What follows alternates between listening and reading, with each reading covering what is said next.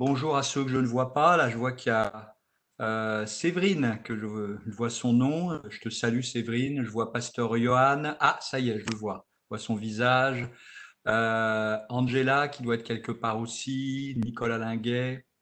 Voilà. Puis bon, bah, les autres, je vous vois depuis tout à l'heure. Donc, bonjour à tous. Merci pour votre invitation. Et en fait, c'est drôle parce que ce week-end, j'aurais dû être chez vous. S'il n'y avait pas eu l'épidémie, normalement la conférence aurait dû se faire autour du thème de l'Apocalypse. Ça aurait remplacé le séminaire, je crois. Mais bon, c'est reporté à une autre fois peut-être. Et donc voilà, on est là ensemble ce soir. Et donc comme je disais, c'est le week-end de l'Ascension.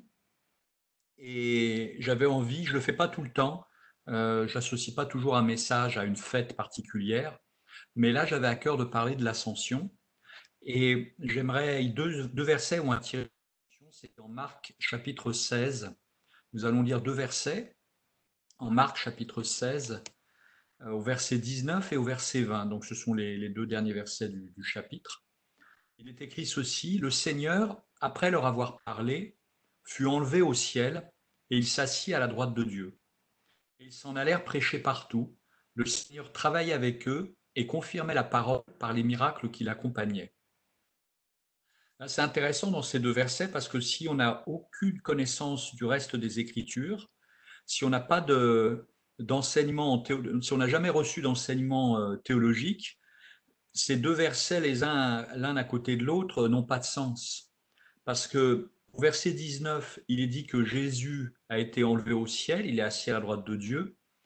Et au verset 20, il est parlé des disciples qui sont partis prêcher partout, comme le Seigneur leur a demandé en Matthieu 28, et il est dit, le Seigneur travaillait avec eux.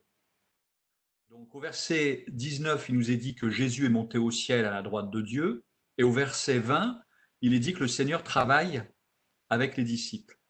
Donc encore une fois, nous on comprend ce qui se passe, mais c'est vrai que c'est un peu incongru comme information, c'est un peu bizarre, on dirait un conte. En tout cas, c'est quelque chose qui n'est pas, selon l'intelligence humaine, c'est pas rationnel.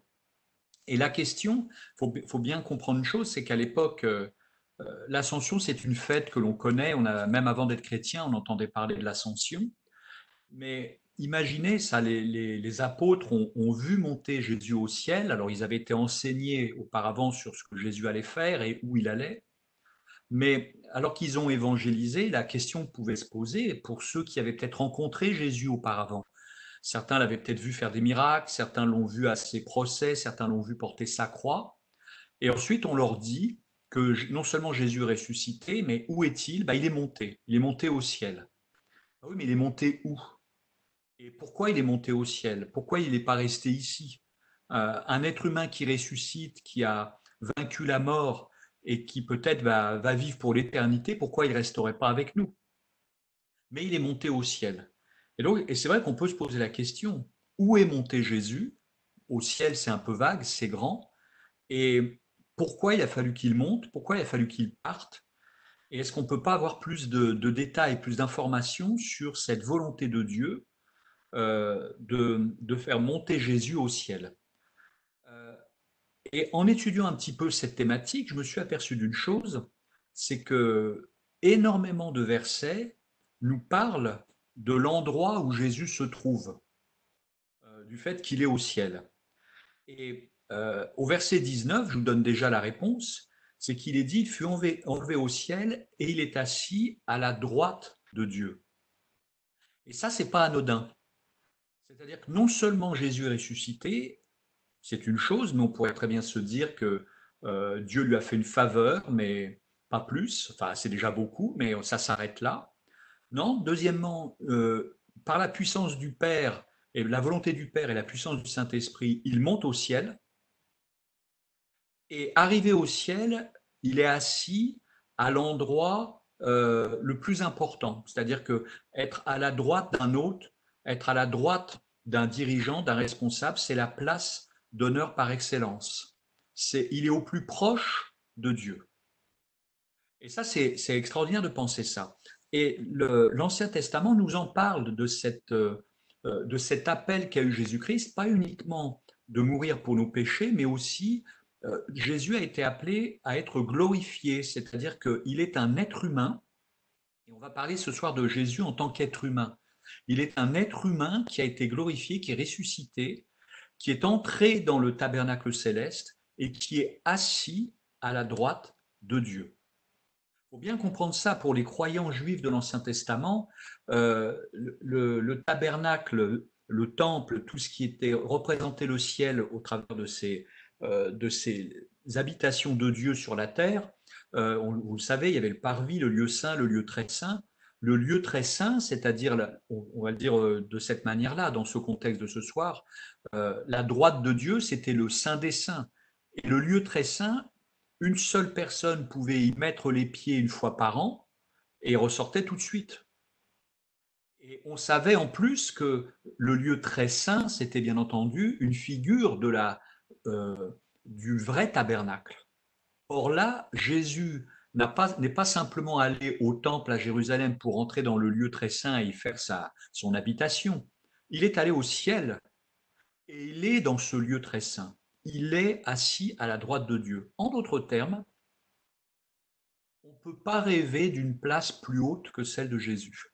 C'est l'extrémité de l'extrémité. C'est pour ça que Jésus est décrit comme celui dont le nom est au-dessus de tout autre nom, ben c'est pour ça, parce qu'on ne peut pas avoir un être humain au-dessus de Jésus-Christ. On ne peut pas aller plus haut.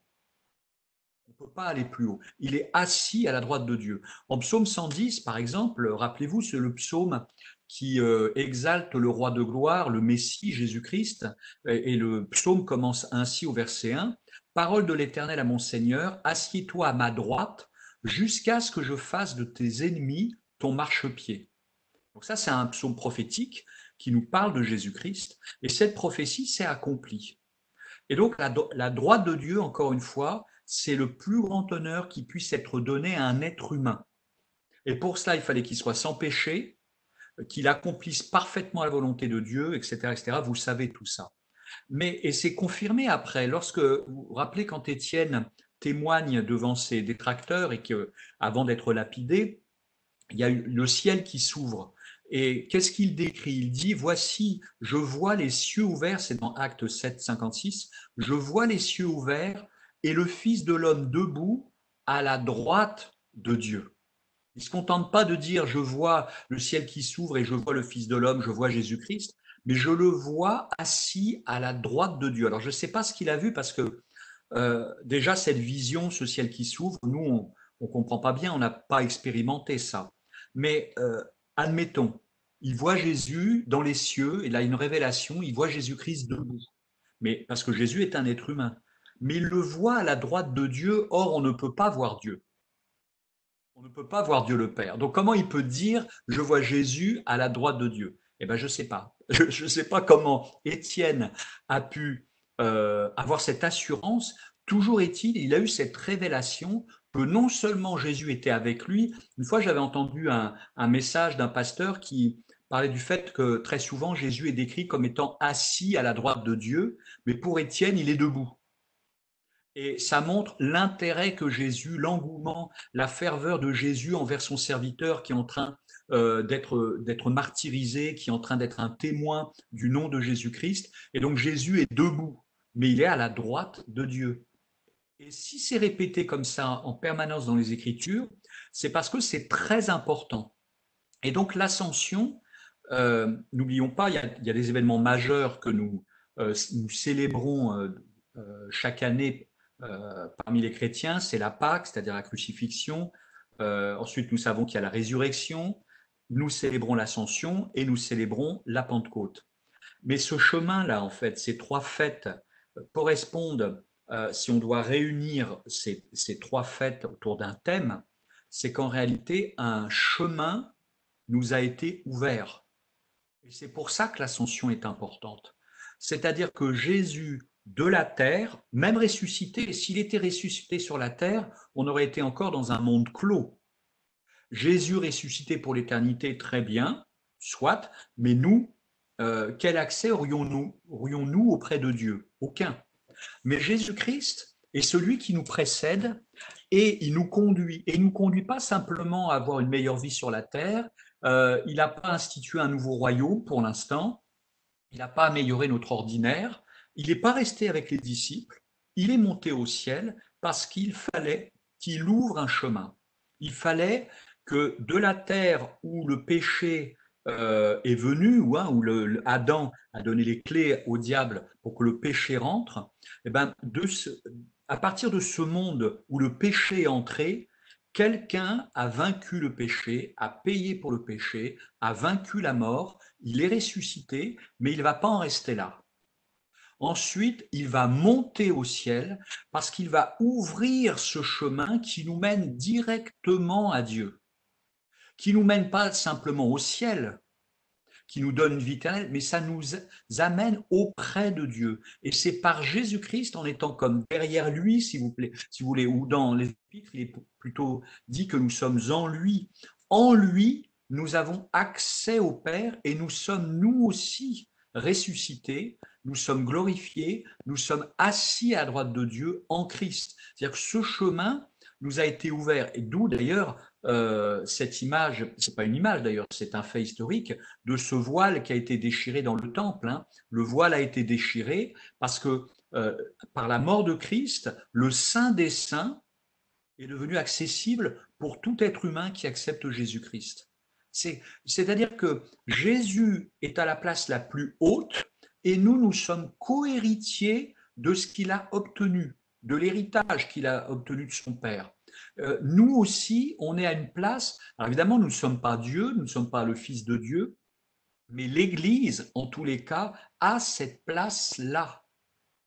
Il ne faut pas oublier une chose, c'est quand on parle de mariage, lorsqu'un homme et une femme se marient, Dieu les voit comme étant une seule chair.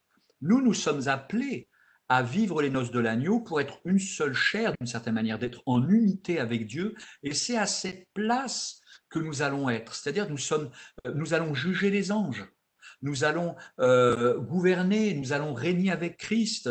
Il va se passer plein de choses dans l'éternité. Mais ça n'aurait pas été possible si quelqu'un n'était pas entré pour nous, parce que nous, on n'avait pas les clés. Nous, à partir du moment où le péché est entré dans le monde, les clés ont été perdues.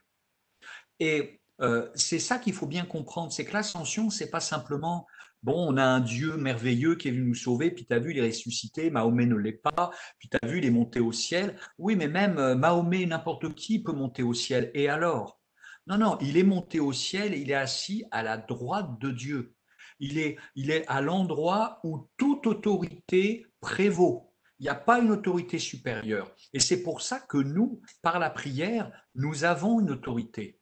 Le problème, c'est que des fois, nous ne prions pas, on ne prie pas selon la volonté de Dieu parfois aussi, bien entendu, mais et il y a, troisième chose, la souveraineté de Dieu. Néanmoins, nous avons cette possibilité-là, parce que quand je prie Jésus, je prie un être humain qui me représente et qui est assis à la droite de Dieu.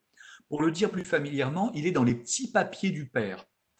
Il est vraiment dans l'intimité du Père. Il est à un endroit où personne ne peut aller, un ange ne peut pas y aller, les démons non plus bien entendu, les hommes les plus sages de la terre ne peuvent pas y aller, les animaux ne peuvent pas y aller, toute créature ne peut pas aller à cet endroit. Il n'y a que Jésus qui peut être à cet endroit et il est là pour nous. Il est là pour nous. Et c'est intéressant parce que d'une certaine manière, lorsque Jésus est monté au ciel, on peut avoir l'impression que son œuvre est terminée. D'accord. C'est un peu vrai, c'est-à-dire tout ce qu'il avait à faire sur la terre pour l'instant, parce qu'il va revenir pour le millénium. Mais s'agissant du salut, ben voilà, c'était terminé. Il était mort à la croix, il est ressuscité, ben il s'en va. L'œuvre est terminée. Mais en réalité, c'est vrai dans le sens où son ministère sur la terre, sa présence corporelle a cessé, c'est fini. Mais, et c'est ce qu'on a lu dans Marc 16, verset 20, c'est que son œuvre continue au travers de ses disciples maintenant.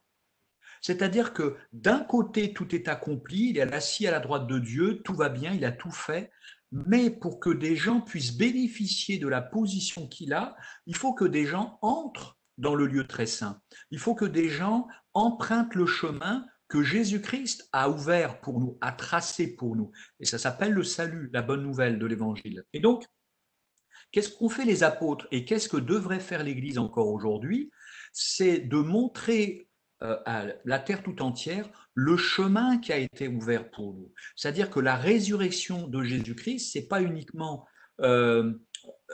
je dirais, une puissance qui nous est donnée pour aujourd'hui afin d'avoir un monde meilleur, une vie meilleure, une guérison, de l'argent, un travail, d'amener les gens comme ça à suivre Dieu en échange d'un bienfait quelconque. Ça peut arriver, Dieu peut nous bénir, bien entendu. Mais le point le plus important, c'est que notre destinée est d'être un jour au même endroit où Jésus est en ce moment. C'est-à-dire d'être auprès de Dieu, d'avoir Dieu avec nous en permanence. Rappelez-vous dans Apocalypse, à la fin du livre, on voit qu'il n'y a plus de soleil, il n'y a plus de lune, parce que l'Éternel est notre lumière, si vous voulez. On va refléter la gloire de Dieu qui sera en permanence auprès de nous. Et ça, c'est notre destinée. C'est pour ça que c'est un jour de joie, l'ascension. C'est pour ça que c'est une espérance extraordinaire, c'est-à-dire qu'il y a quelqu'un qui a ouvert les portes pour nous. Et donc, mais en attendant, l'œuvre de Jésus-Christ, comme on l'a vu au verset 20, je le répète, l'œuvre de Christ continue, ou en tout cas Christ veut continuer une œuvre, mais c'est au travers de nous jusqu'à ce que la fin arrive. Mais la fin, c'est pas fini encore. C'est jusqu'à ce que. Et c'est pour ça que quand Jésus dit à ses disciples, allez par le monde en Matthieu 28, je suis avec vous jusqu'à la fin du monde. Parce qu'il y a une œuvre qui doit continuer d'être faite et elle ne peut être faite que par l'Église. Par la prière, le témoignage de nos vies, le témoignage de nos bouches, les choix que nous allons faire, la façon dont nous aimons les uns les autres, la manière d'aimer notre prochain, la manière de glorifier Dieu, de manifester le parfum de Christ, de manifester le caractère de Dieu. Toutes ces choses-là qui font partie du service chrétien a comme objectif de guider les gens vers la destinée que Dieu veut pour chacune des vies sur la terre, à savoir être auprès de Dieu, être auprès du trône de la grâce. Dans l'Épître aux Hébreux, rappelez-vous, les Juifs étaient retournés dans le temple, etc., et donc ils refaisaient des sacrifices d'animaux. Et dans Hébreux 10, versets 12 et 13, l'auteur dit ceci, « Après avoir offert un seul sacrifice pour les péchés, donc ça c'est la Pâque, il est assis pour toujours à la droite de Dieu. » Vous voyez, c'est encore précisé, à la droite de Dieu. Pour combien de temps? Pour toujours. Et au verset 13, « Attendant désormais que ses ennemis soient devenus son marchepied. » C'est-à-dire que tout à l'heure, on a parlé de l'œuvre des disciples qui a comme objectif, pour objectif d'évangéliser le monde afin qu'on devienne des amis de Dieu. Mais ceux qui ne seront pas amis de Dieu durant cette période de grâce restent des ennemis de Dieu. Mais ce n'est pas encore tout de suite. Mais viendra un temps, tout comme il y aura un temps pour retrouver Christ et d'être auprès de lui, viendra un temps où les ennemis de Jésus-Christ deviendront son marchepied. Mais ce n'est pas encore pour tout de suite. C'est-à-dire que Dieu, la colère de Dieu ne se manifeste pas encore. Et le jour où la colère de Dieu va se manifester, alors il y a plusieurs colères qui vont arriver, mais la colère ultime, ce sera évidemment le jugement du grand trône blanc. Là, la route sera fermée. L'accès à Dieu, l'accès à la droite de Dieu sera terminé. Mais en attendant, l'Église a un message à communiquer et un message à diffuser, c'est un message de paix. Je rappelle que cette expression que l'on voit en psaume 110 et aussi là dans l'Épître aux Hébreux où il répète le psaume 110, il nous est illustré aussi dans le livre de Josué, parce que en Josué 10, 24, par exemple, à un moment donné, ils se sont battus contre des ennemis d'Israël, et il est dit, là, lorsqu'ils eurent amené, c'est dans Josué 10, 24, donc, lorsqu'ils eurent amené ces rois devant Josué, Josué appela tous les hommes d'Israël et dit aux chefs des gens de guerre qui avaient marché avec lui, approchez-vous, mettez vos pieds sur les coups de ces rois. Ils s'approchèrent et ils mirent les pieds sur leurs coups. Donc là, on voit, c'était un geste pour montrer qu'on avait obtenu une victoire totale sur les ennemis, puisque les généraux, les chefs, les rois étaient allongés par terre et les vainqueurs mettaient leurs pieds sur le cou des vaincus. Et c'est exactement ce que Jésus va faire à la fin, parce qu'il a toute autorité. Mais ce n'est pas terminé. Il y a une œuvre à faire encore. Et quand on pense à la destination de Jésus-Christ, c'est-à-dire qu'il est monté au ciel, où ça, à la droite de Dieu, il faut savoir une chose, c'est que dans le Nouveau Testament, c'est ce sujet, ce verset qui est répété le plus de fois dans le Nouveau Testament. C'est-à-dire que cette idée que Jésus est à la droite de Dieu est repris énormément de fois. Je vais vous lire les versets juste qu'on s'imprègne de ça. Hébreux chapitre 1, verset 13. Auquel des anges a-t-il jamais dit, assieds-toi à ma droite jusqu'à ce que je fasse de tes ennemis ton marchepied. Acte 2, 34 et 35. Car Dieu n'est point monté au ciel, car David n'est point monté au ciel, mais il dit lui-même, le Seigneur a dit à mon Seigneur, assieds-toi à ma droite jusqu'à ce que je fasse de tes ennemis ton marchepied. Hébreux 5, 6. Comme il dit encore ailleurs, tu es sacrificateur pour toujours selon l'ordre de Melchizedek. Non, c'est pas ce verset-là que je voulais lire. 7, 21, pardon. Tandis que les Lévites sont devenus sacrificateurs sans serment, Jésus l'est avec serment, car celui qui lui a dit, le Seigneur a juré, il ne se repentira pas, tu es sacrificateur pour toujours selon l'ordre de Melchizedek. Donc on voit là que à la droite du Père, en tant que sacrificateur, Jésus a un rôle. On a aussi Acte 7, 55, on l'a dit tout à l'heure, Jésus debout à la droite de Dieu. Colossiens 3, 1, cherchez les choses d'en haut, où Christ est assis où à la droite de Dieu.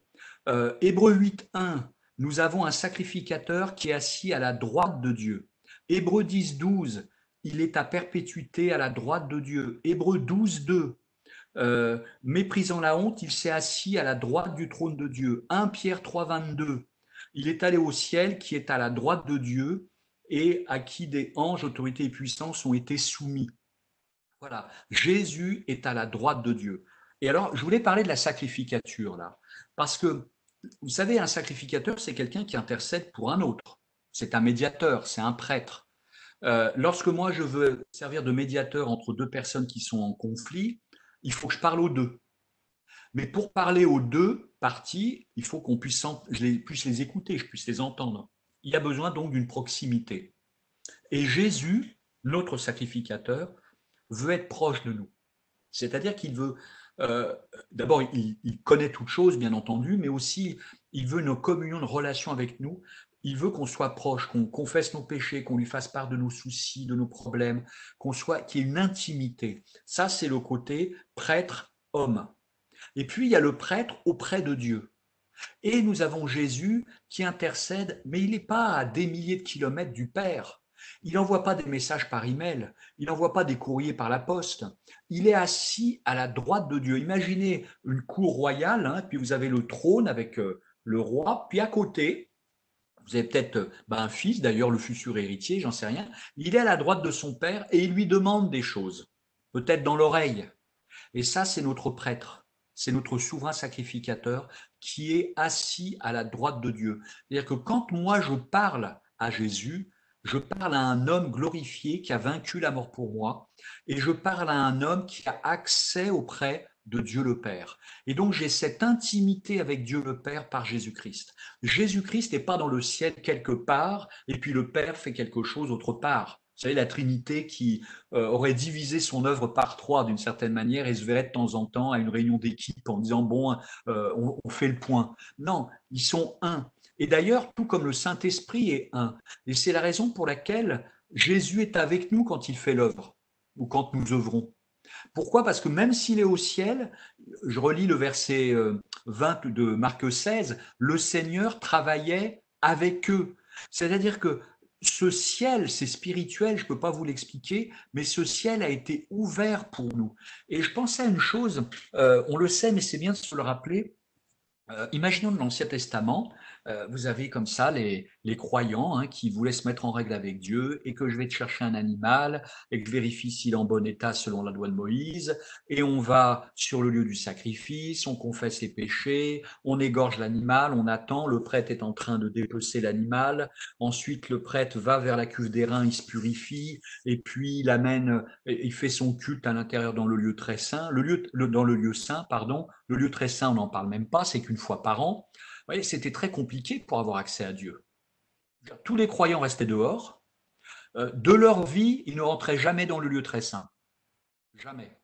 Et les seules fois où la gloire de Dieu est apparue, tout le monde fuyait. Tout le monde a fui. Quand il y a eu la dédicace du temple, la Shekinah, la gloire de Dieu arrive, même les prêtres qui avaient le droit, eux, d'être dans le temple, ils sont partis. Pourquoi? Parce qu'à cause du péché, il n'y avait pas d'accès dans l'intimité de Dieu. C'était pas possible. Nous pouvons avoir accès, même si nous ne sommes pas encore saints dans notre expérience, mais nous avons accès au Saint des Saints. Parce que Jésus-Christ, l'homme parfait, a accès et nous avons accès aussi. Donc c'est pas rien l'ascension. Vous savez, Jésus aurait pu rester là en disant, bah voilà, je gère mon église, on fait une conférence tous les ans, le monde entier se réunit, et puis je donne des petits enseignements, puis chacun va sur la terre ensuite faire ce qu'il a à faire, et on se revoit l'année prochaine. Et puis moi, de mon côté, je parle au Père, je prie au Père, je suis en communion avec lui. Non, non, non, non. Jésus est auprès du Père, et par le Saint-Esprit, nous avons communion avec le Père. C'est-à-dire que il y a vraiment là une tour de contrôle extraordinaire. Il y a une autorité. Il est au-dessus des anges, il est au-dessus des démons. Il y a quelque chose d'extraordinaire qui s'est passé. Et nous, ne méprisons pas cette route qui nous a été ouverte. Vous savez, le fait que Jésus soit à la droite de Dieu montre aussi la valeur que nous avons aujourd'hui. Et c'est intéressant parce qu'on ne peut pas associer, tout comme je vous expliquais dans le temple ou dans le tabernacle, la tente d'assignation dans le désert, les portes étaient fermées, en gros. D'accord. Elles s'entrouvaient un peu. Une fois par an, le lieu très saint était entrouvert pour un homme. Et puis voilà, le reste, c'était caché. Mais le voile a été déchiré parce que Jésus-Christ a vaincu. Et donc, comme le voile a été déchiré, maintenant, imaginons l'Ancien Testament, imaginons que Dieu soit vraiment dans le lieu très saint, vous savez, au-dessus de l'arche, là, tout comme Moïse parlait à Dieu face à face. Ben, qu'est-ce qu'il faudrait faire aujourd'hui pour aller vers Dieu? Il faudrait y aller. C'est tout. Il n'y aurait pas besoin d'amener un animal, il n'y aurait pas besoin de demander au prêtre l'autorisation d'y aller, et il ne pourrait pas nous l'interdire parce que la loi s'est terminée, Jésus l'a accompli. On n'aurait même pas besoin de se purifier dans la cuve d'airain, on pourrait traverser le lieu saint, regarder le chandelier d'un coup d'œil, le rideau qui, avec l'accès au lieu très saint, n'existerait plus parce qu'il a été déchiré, et on se présenterait devant Dieu et on lui parlerait. Voilà l'accès que nous avons aujourd'hui. C'est-à-dire que tout est ouvert. Tout est ouvert. Il y a une transparence. C'est l'intimité que j'ai. Je peux rentrer, je peux sortir. Bien entendu, je vais confesser mes péchés. Mais je vais les confesser parce que pour avoir ma communion avec Dieu, mais le sang a déjà été versé. L'expiation a déjà été faite. J'ai un accès, j'ai pas de honte à avoir. Je dois me repentir, soit je dois peut-être demander à Dieu de m'aider, de marcher dans une autre direction. Mais aujourd'hui, une porte nous est ouverte. Et ce qui est très intéressant, c'est tout comme l'accès à Dieu a été ouvert par Jésus-Christ, parce qu'il est rentré dans le tabernacle céleste, ça engendre quoi sur la terre? C'est que pour accomplir l'œuvre de Dieu, des portes s'ouvrent. Pourquoi? Parce que c'est Dieu, avec son autorité au ciel, qui ouvre des portes. Il ouvre des portes pour que des églises soient implantées. Il ouvre des portes pour que des personnes se convertissent. Il ouvre des portes pour qu'un ministère puisse commencer. Tout ça avec l'autorité qu'il a. L'autorité qu'il a au-dessus de tout nom. Et on voit cette expression assez souvent aussi. Dans 1 Corinthiens 16, 9, par exemple, Paul dit, une porte s'est ouverte, toute grande, prometteuse, et les adversaires sont nombreux. Et c'est ça qu'il ne faut pas oublier. Souvent, on a l'impression que nous n'avons pas autorité parce qu'on ne connaît pas l'héritage que nous avons reçu, mais aussi on doute un peu de l'autorité de Jésus-Christ. On oublie qu'il est assis à la droite de Dieu et on voit que les adversaires, mais encore une fois, les adversaires, les ennemis, ne sont pas tous encore le marchepied de Jésus-Christ. Et donc, ils agissent encore. Et c'est pas parce qu'il y a des adversaires nombreux que les portes sont fermées. Ça n'a rien à voir. Moi, spirituellement, j'ai accès.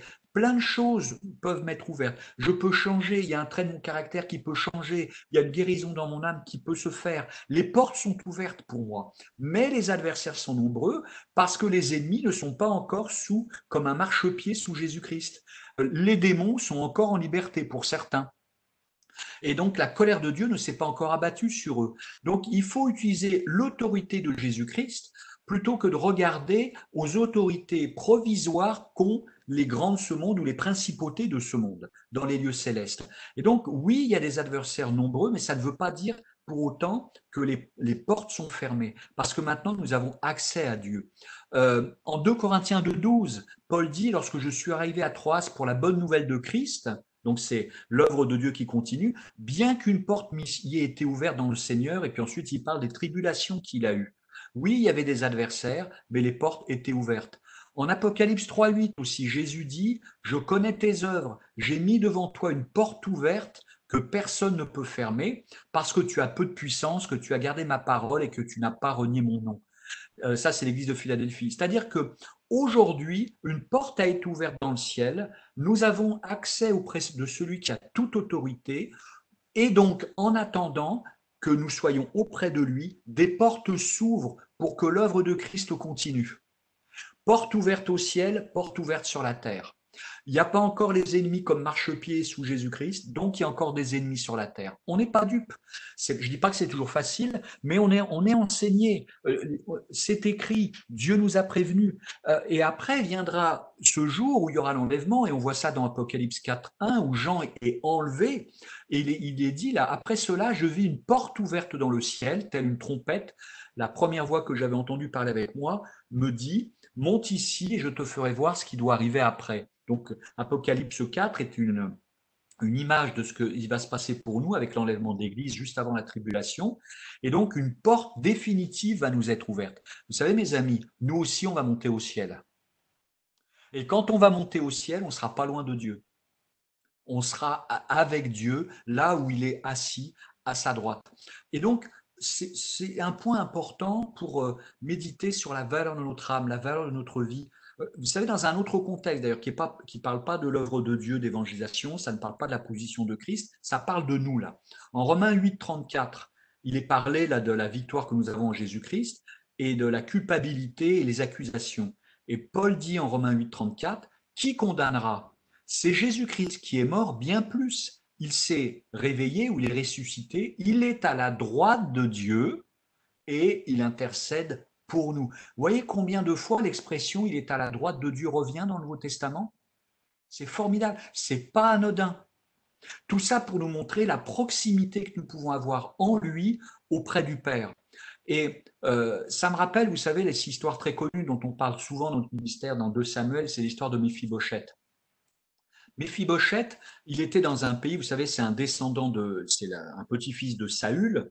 Et à l'époque, il ne faut pas oublier que le peuple a demandé un roi comme les autres nations. Ce n'était pas forcément la volonté parfaite de Dieu à ce moment-là.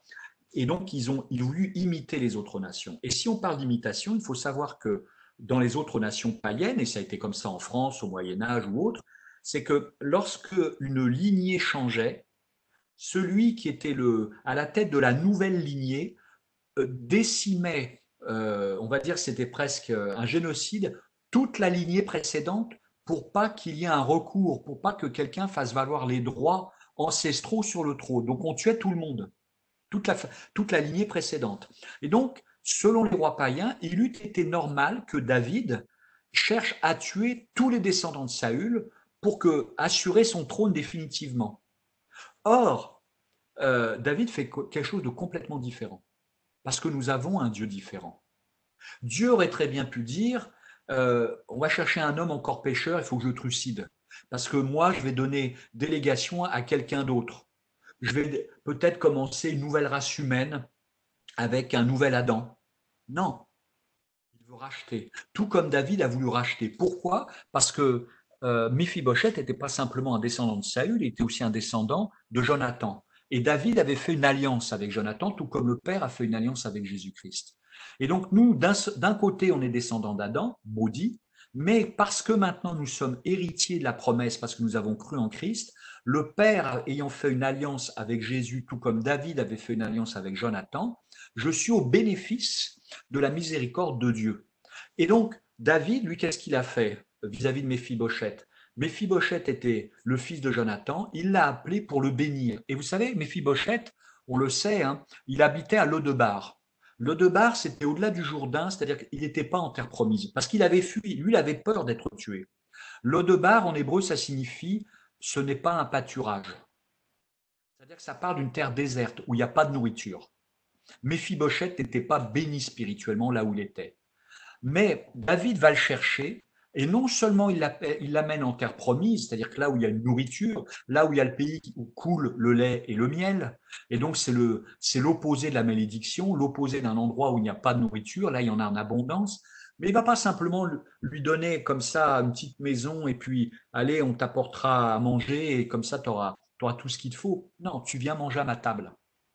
Et Méphibosheth est venu manger à la table de David tous les jours de sa vie. C'est-à-dire que Méphibosheth était dans l'intimité de David. Je ne sais pas s'il était à sa droite, toujours est-il qu'il faisait partie là des hommes les plus proches, à une table où il devait y avoir les hommes vaillants, des généraux qui parlaient de guerre, etc.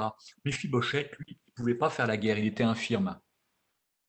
Il était nul, il n'avait rien à apporter à la table, il n'avait qu'à recevoir. Mais il a accepté la bonté de David et Dieu veut faire la même chose envers nous. C'est-à-dire que Jésus intercède pour nous et le Père va nous nourrir. Le Père va nous donner la manne, le Père va nous donner la vie en abondance. Pas parce que nous sommes parfaits, pas parce qu'il nous faut amener des choses avant, il faut prouver quoi que ce soit. Il n'y a plus rien à faire, il n'y a qu'à croire. Il faut simplement aller au trône de la grâce. Il n'y a plus besoin de passer par toutes ces étapes comme dans l'Ancien Testament avant d'avoir accès au lieu très saint. On va directement à Dieu et on dit voilà Seigneur, je viens tel que je suis. Ça va pas, mais toi tu vas bien et je m'attends à toi. Je m'attends à toi. Aide-moi à avancer sur la route qui est la mienne et parce que je sais qu'une porte a été ouverte. Simplement parce que je suis chrétien. À partir du moment où je suis chrétien, une porte est ouverte. Et ça va même plus loin parce que, vous savez, les bénédictions que Dieu a fait à Abraham s'agissant du peuple juif, ou les bénédictions que Dieu a fait à Israël à partir de Moïse et les autres prophètes ensuite, c'est que pour le peuple de Dieu, c'est-à-dire là je parle d'Israël en tant que nation, il y aura aussi des portes qui vont s'ouvrir un jour. Pour l'instant, ils sont comme aveugles. La nation est aveugle. Mais un jour, la nation verra et ils reconnaîtront celui qu'ils ont percé. Et c'est intéressant parce que en Ézéchiel 46.1, alors qu'il est parlé du millénium, là, hein, ça parle des temps futurs, et ça s'adresse à Israël, et il est dit en Ézéchiel 46.1, ainsi parle le Seigneur Dieu, la porte de la cour intérieure, celle qui donne sur l'est, restera fermée les 6 jours de travail.